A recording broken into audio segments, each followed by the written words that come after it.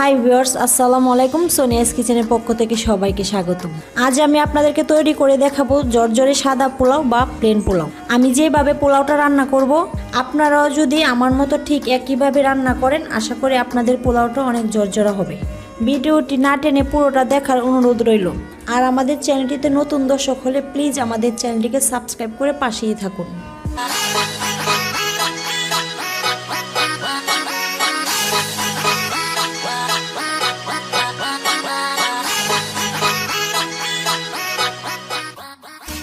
সাদা প্লেন পোলাও রান্না করার জন্য এখানে আমি চিনি গুঁড়ো চাউল নিয়ে নিয়েছি 500 গ্রাম। আর চাউলগুলো আগে থেকে ভালোভাবে ধুয়ে পরিষ্কার করে নিয়েছি।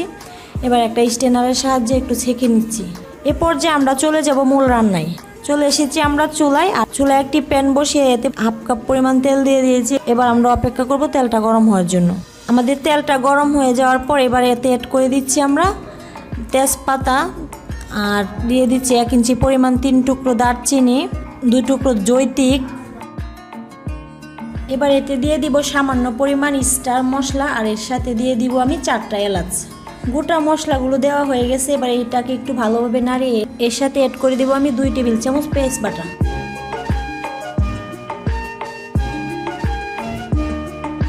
এর সাথে অ্যাড করব হাফ টেবিল চামচ আদা বাটা, হাফ টেবিল চামচ রসুন বাটা। মশলাগুলো দেওয়ার পর সবগুলো মশলা আমি 2 থেকে 3 মিনিটের মতো ভেজে নেব। মশলাগুলো দেওয়ার পর এটাকে ভালোভাবে একটু ভেজে নিতে হবে, যাতে মশলার উগ্র জাসটা চলে যায়। 3 থেকে 4 মিনিট মশলাটা ভেজে নেওয়ার পর এই পর্যায়ে এর সাথে অ্যাড করব হাফ চা চামচ কাঁচা জিরে বাটা। মশলাটা ভাজা হয়ে গেছে, দেখতে পাচ্ছেন মশলাটাকে আমি ব্রাউন কালার করে ভেজে নিয়েছি। এবার এই পর্যায়ে চাউলগুলো অ্যাড করে দেব।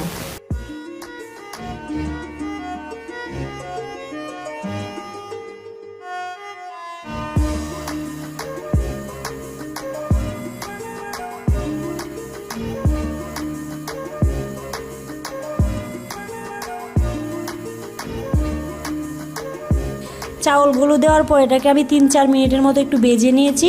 এবার এর সাথে আমি অ্যাড করে দিব 1/3 কাপ পরিমাণ লিকুইড দুধ। আর দুধটা দেওয়ার পর আমি এটাকে আরও মিনিট খানিক ভেজে নিব।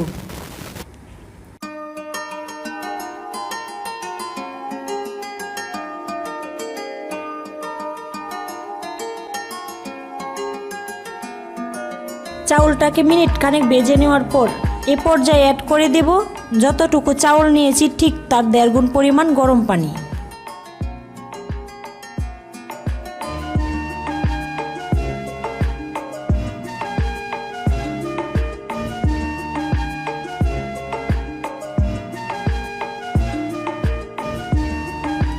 কিছুক্ষণ নাড়িয়ে চাড়িয়ে মিশিয়ে নেওয়ার পর এই পর্যায়ে অ্যাড করে দিব আমি সামান্য পরিমাণ চিনি। আর চিনিটা আমাদের পোলাওটার স্বাদটা আরও বাড়িয়ে দেবে।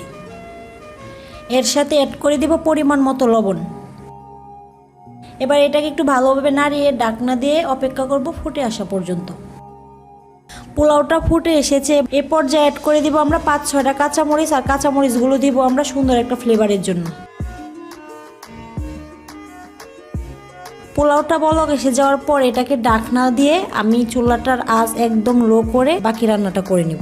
যেহেতু আমি এই রান্নাটা নন স্টিকের প্যানে করতেছি, এই জন্য আমি এটাতে কোনো রকম দম দিচ্ছি না। আপনারা যদি হাঁড়িতে রান্না করেন তাহলে অবশ্যই একটা তাওয়াতে দম দিয়ে দিবেন। চলুন দর্শক, তাহলে দেখে নেওয়া যাক আমাদের পোলাওটা কীরকম হয়েছে। আমাদের পোলাওটা প্রায় হয়ে গিয়েছে। পানিটা পারফেক্ট হয়, আমাদের পোলাওটা নিচ দিয়ে লেগে যায়নি আর নরমও হয়ে যায়নি। এবার এর সাথে অ্যাড করে দিব আমরা 2 টেবিল চামচ পরিমাণ ঘি। আর ঘিটা ছড়িয়ে নামিয়ে নিলেই তৈরি হয়ে গেল আমাদের ঝরঝরা সাদা পোলাও। পোলাওটা রান্না হয়ে গিয়েছে। পোলাওটা এখনও অনেক গরম, তারপরেও দেখতে পাচ্ছেন কতটা ঝরঝরা হয়েছে। পোলাওটা ঠান্ডা হয়ে আসলে আরও অনেক বেশি ঝরঝরা হয়ে যাবে।